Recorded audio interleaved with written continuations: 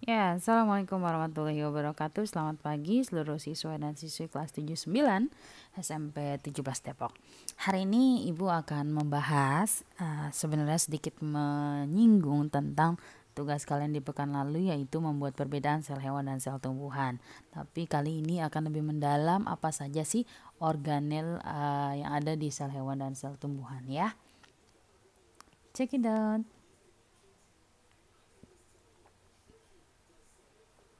Ya. Ini adalah gambar sel hewan dan sel tumbuhan ya.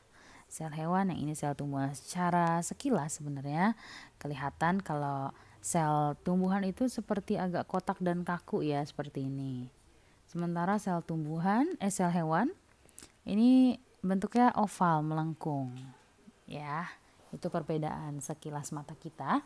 Kemudian mereka berdua termasuk dalam kelompok eukariotik kalau kalian ingat. Eukariotik artinya DNA-nya nih. Nah, DNA-nya atau materi genetiknya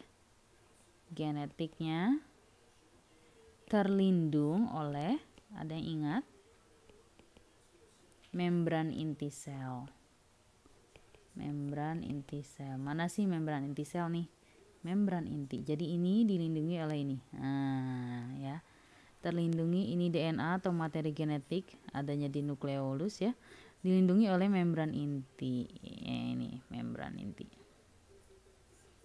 Seperti itu. Itu secara sekilas ya. Nah, di dalam sel-sel ini banyak sekali organel-organel isinya.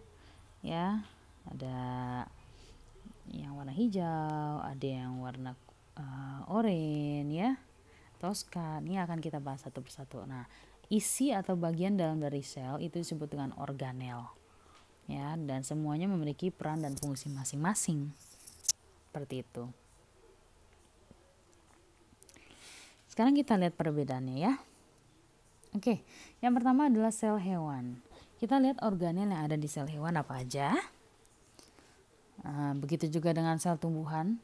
Kita lihat, mereka punya persamaan. Kalau kita balik lagi ke sini, kita boleh cek-cek apa saja yang sama dan apa saja yang tidak sama. Mari kita lihat ya. Membran inti sama-sama punya membran inti. Membran inti, ini membran inti di sana ya, membran inti. Sama-sama nukleolus punya nukleolus, inti sel punya ya. Kemudian ada badan Golgi. Oke, badan Golgi di sini ada badan Golgi, ribosom. Di sini juga ada ribosom. Ada RE halus, ada RE kasar, kita cek di sini juga ada. Kemudian vakuola di sini ada. Kemudian di sel hewan, vakuola sebenarnya ada nih, cuma mungkin tidak tertulis di sini ya. Vakuola ada. Kalau ini vakuolanya sel tumbuhan, vakuolanya ada dua. Vakuola yang besar nih yang bening, ini vakuola yang kecil. Vakuola yang kecil ini sebenarnya condong lebih mirip ke lisosom ya, cuma mirip aja strukturnya. Ini vesikel atau vakuola ini sama ya dengan yang ini, tapi dia kalau ini tidak dimiliki oleh sel hewan. Vakuola tengah. Mitokondria, apakah di sebelah sini ada mitokondria? Ada. Kemudian sitoskeleton, punya sitoskeleton. Kemudian nukleoplasma, ada nukleoplasma.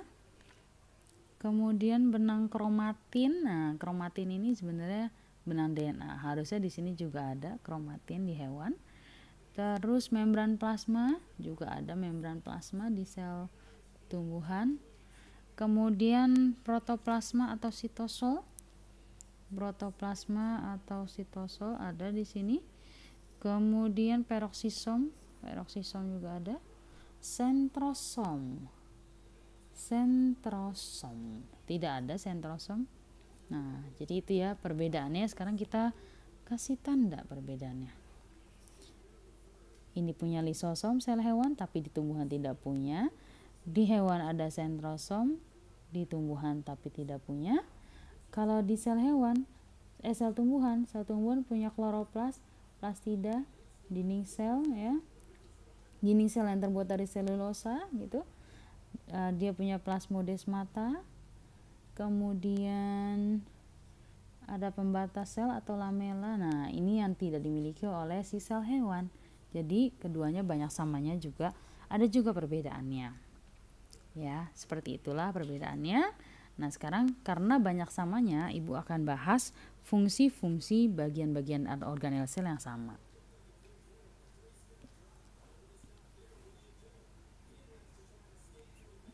Oke. Kita lihat di sini. Yang pertama ada inti sel. Ini berisi DNA atau materi genetik ya, diturunkan kepada anak pada sel berikutnya yang membuat keturunan itu mirip dengan induknya ya. Materi genetik. Kromatin ini benang DNA. Membran inti fungsinya ini melindungi DNA. Begitu ya.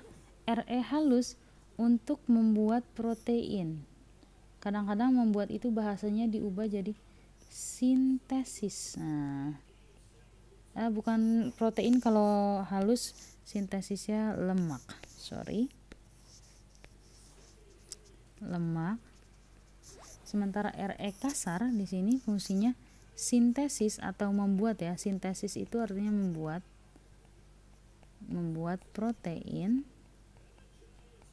Oke, ribosom sama membuat protein. Sitoskeleton ini sebagai rangka sel. Mitokondria penghasil energi. Penghasil energi ini ada istilah energi itu dalam bentuk ATP, zat kimia. Namanya adenosin trifosfat. Sentrosom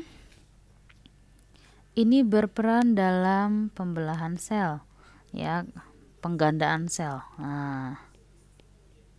Penggandaan sel. Peroksisom menghancurkan zat asing. Protoplasma atau sitosol, lokasi terjadinya berbagai reaksi kimia. Gitu ya.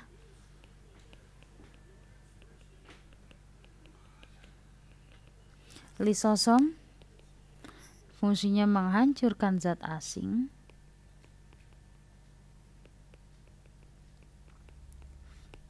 Vakuola fungsinya mencerna.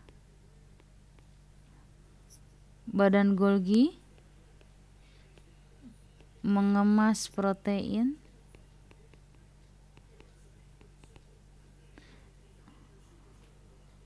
Membran plasma melindungi organel. Nukleoplasma ini sebenarnya ya cairan yang melindungi ya, cairan inti sel. Ini yang ada di sel hewan. Sama nggak sama yang di tumbuhan? Beda, ada bedanya ya. Contohnya bedanya. Nih, lisosom cuma ada di sini ya. Sentrosom gitu ya. Lanjut ke sel tumbuhan. Ibu akan bahas yang bedanya doang. Sel tumbuhan di sini yang bedanya, ini 2, kloroplas, klorofil ya, plastida. Itu untuk fotosintesis. Kan hewan nggak bisa fotosintesis, makanya dia nggak punya. Ini tadi ada. Dinding sel ini memberi bentuk sel biar kaku, biar kotak. Memberi bentuk sel. Selulosa itu dinding selnya, masuk bagian dari dinding sel. Plasmodesmata ini penghubung antar sel.